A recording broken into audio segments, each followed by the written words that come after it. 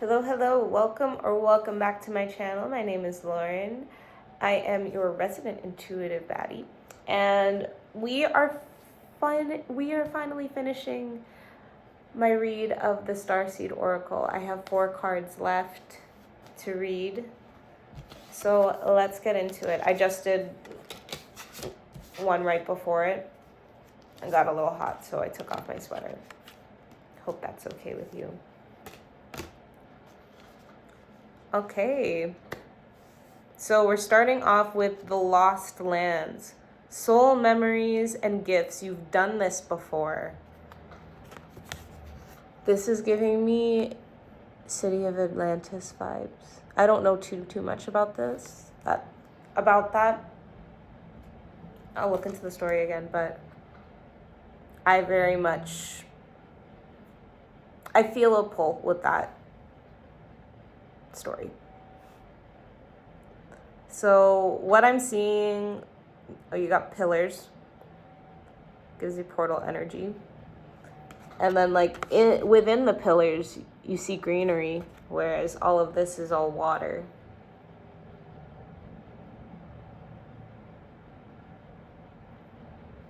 All right, let's see what the card says. Let's see what it says.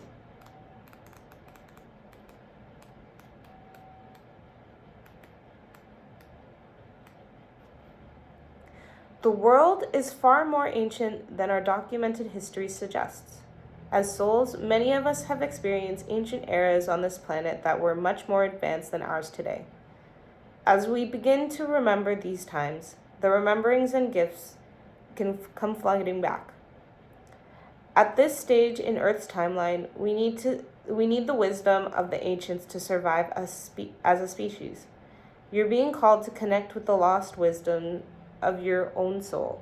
If you feel guided to make a change in your life, to step into a new career path, birth a creation, or bring an idea to life, but feel unprepared, this card is calling you to consider that you've done this before.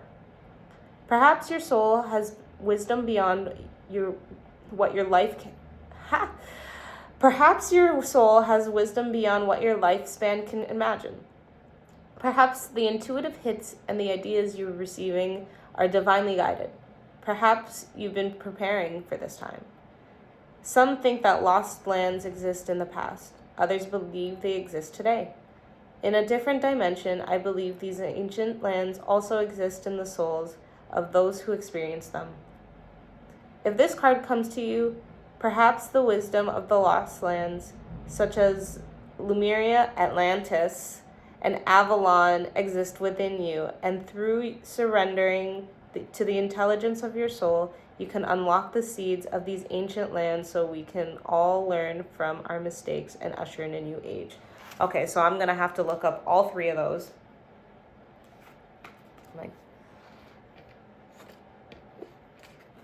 This is my new business card. Use that as a bookmark and come back to that later. But yeah, I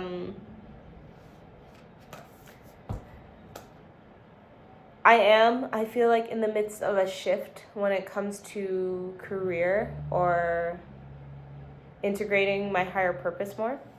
So I just learned something called the M method, something like that. It's but basically it's for people who seem to have a lot of interests, a lot of different hobbies, a lot of different paths to go on.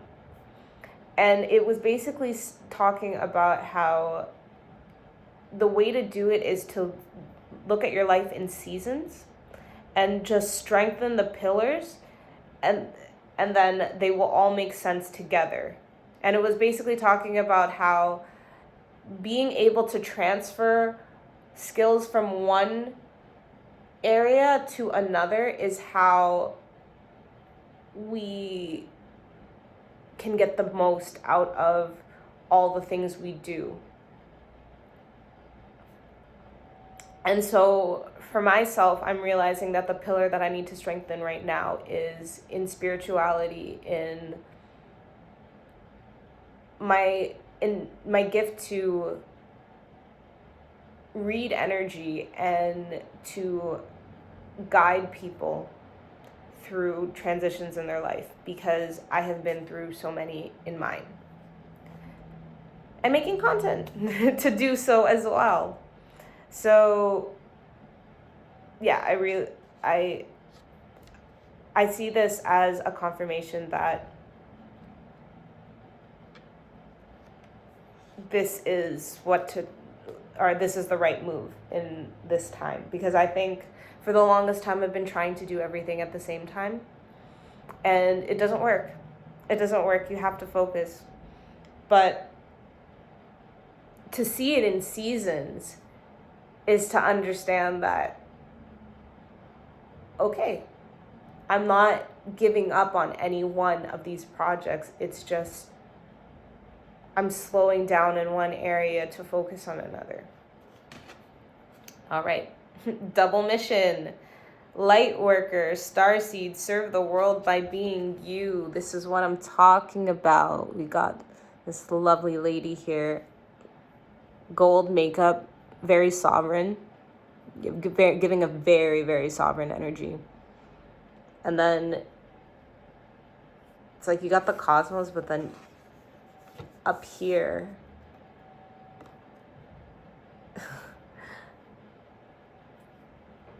I'm not trying to show off my neck. In her mind area, her crown area, you have planets amongst the stars. Being of here and of there is what it's giving.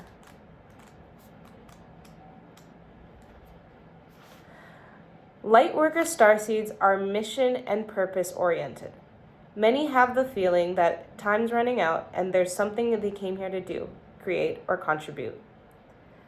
They're here to grow as souls individual mission, and also to contribute to the planet in some action-oriented way, collective mission. Their collective mission is often answered through a career calling or by devoting their life to something bigger. Until they remember their collective mission, it can feel as if something's missing or that they're forgetting something important. It's common for Lightworker starseeds to feel that they're different, and they may carry soul memories of being visible or sharing their voice. As such, they may protect themselves by dimming their light in order to fit in, or by spending time in some sort of closet, such as a spiritual closet. If you pull this card, you're being called to remember your collective mission and step into it more fully. You're being reminded that your role as a light worker is to light up the world with your presence. This doesn't have to be a great big thing or a decision you need to make. You also don't need to have a great big plan. If you resonate with being a light worker, all you need to do is work out what lights you up, your passions and joys, and keep doing that.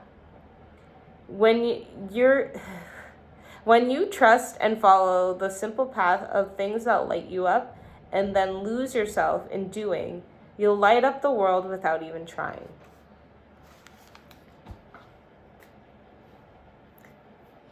Talks about that.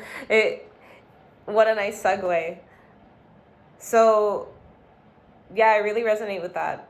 Having, what was it? So, individual mission and then a collective mission. So I feel that right now I'm working on my collective mission.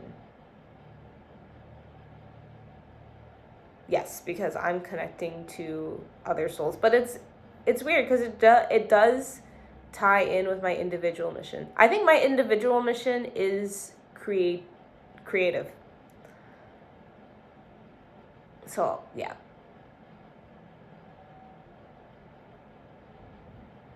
I'm thinking about how a lot of the ideas I've been having lately have been revolving around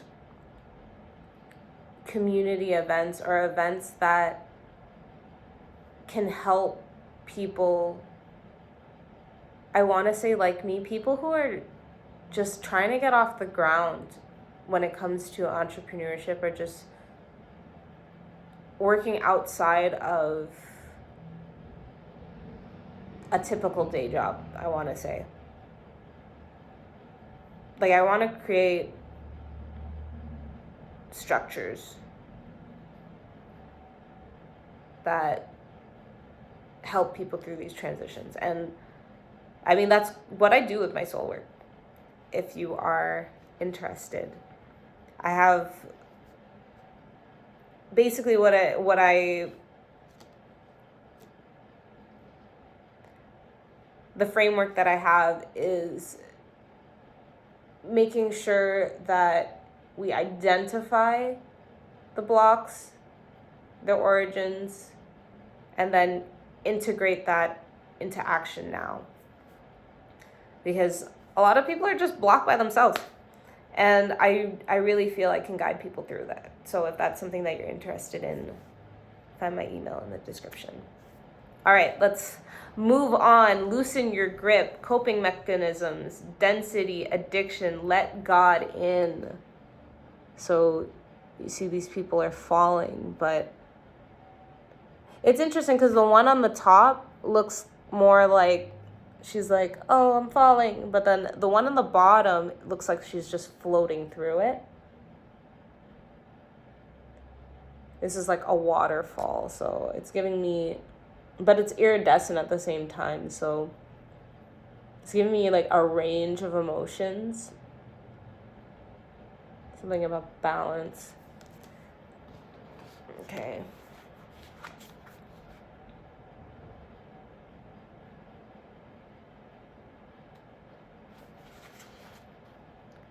We're cycling beings, and Mother Earth teaches us to be human every day with the coming and going of tides and the seasons. If you're clinging to anything, you're resisting the natural flow of who you are. The things we cling to are so often those we most need to let go of. The food, the substances, the relationship, the job, the people-pleasing. The things we cling to often cover up our most vulnerable space. The part we're most afraid of to leave empty. The part we guard and don't let grace into.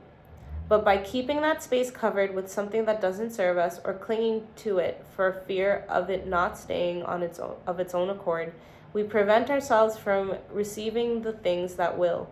A Course in Miracles tells us whatever we leave empty, grace will fill. And the Buddha says, you can only lose what you cling to. Indeed, both are true. If this card appears, you're being called to find the courage to loosen your grip and give up control, to release your coping mechanisms and leave space for grace and God to enter, to surrender all that feels dense to the divine. Loosening your grip doesn't mean that you're clinging to will go away. Loosening your grip doesn't mean what you're clinging to will go away. It may, or it might stay.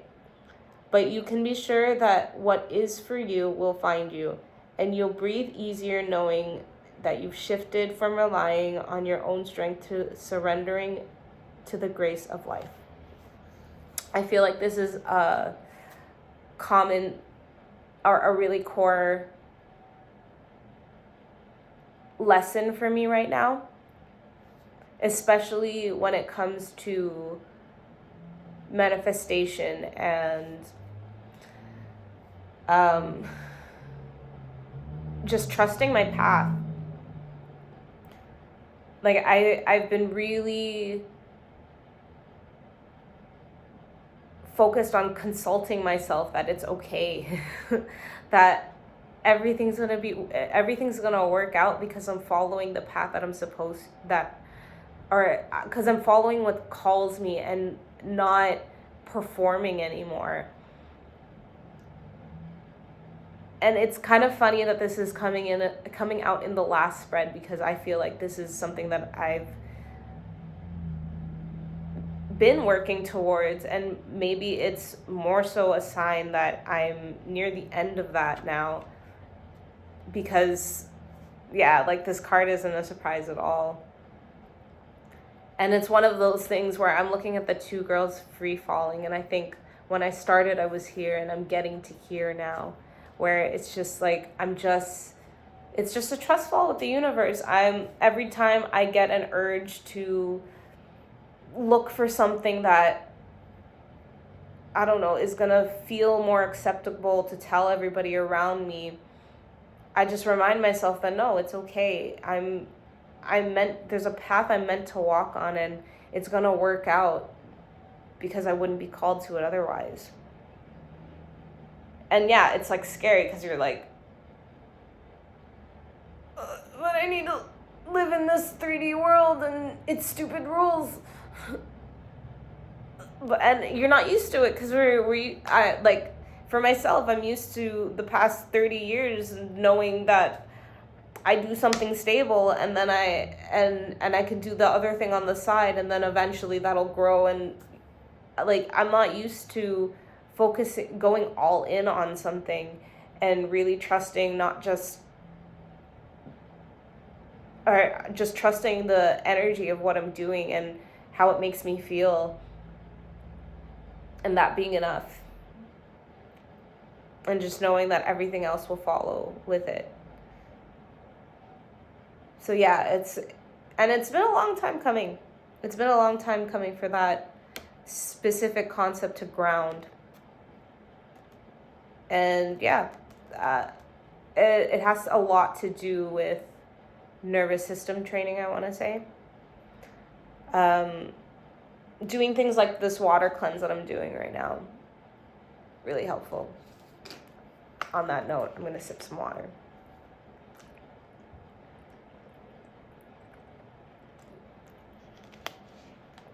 Is this the best water to do it with? Probably not. But water is water. And I'm going to upgrade. Don't you worry.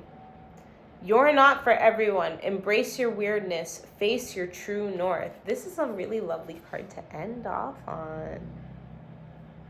I like the clean break here between, I don't even know what that is. They look like Saturn's rings. Yeah, it's giving me Big Daddy Saturn energy. This girl's standing on a cliff. Look at how epic her cape is. And her cape is like a deeper purple, so it's giving third eye. And she's facing towards the planet that looks like Big Daddy Saturn.